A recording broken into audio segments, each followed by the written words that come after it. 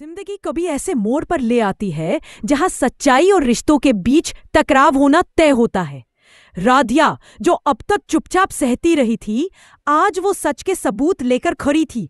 उसके हाथों में एक फाइल थी जिसमें नकली दवाई का प्रिस्क्रिप्शन, व्हीलचेयर की सही रिपोर्ट और वो रिकॉर्डिंग थी जिसमें उर्मी दादी खुद कह रही थी कि राधिया को सबक सिखाना होगा। ये सब देखकर प्रथम की आंखों में भरोसे का बांध टूट गया। वो दादी जिन्हें उसने भगवान माना, उन्हीं की आवाज आज उसके दिल को तोड़ रही थी। उसने कांपती आवाज में पूछा, दादी ये सब मजाक था? दादी बस बोल पाई, मैं तो घर का माहौल ठीक करना चाहती थी, मगर आज हर बहाना फीका पड़ गया। तभी उर्मी फूट फूट कर रोती हुई गिर पड़ी और हाथ जोड़कर बोली, माफ कर दो, ये सब मैंने माँ की बातों में आकर किया।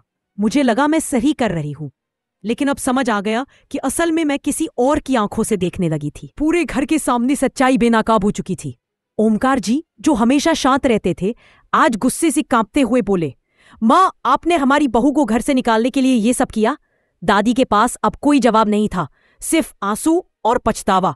राधिया की नम आंखों में आज डर नहीं था, बल्कि आत्मबल और सच्चाई की चमक थी।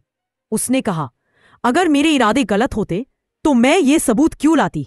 झूठ का चेहरा कितना भी सजाया जाए, एक ना एक दिन उजागर हो ही जाता है।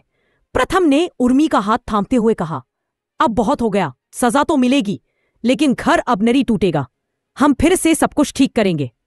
उस दिन राधिया ने सिर्फ अपना नाम नहीं, बल्कि पूरे परिवार का सम्मान और विश्वास लौटा दिया। कभी कभी आवाज उठाने के लिए चीखने की जरूरत नहीं होती, एक शांत सच्चाई भी काफी होती है पूरे माहौल को बदलने के लिए, और यही हिम्मत राधिया को खास बनाती है।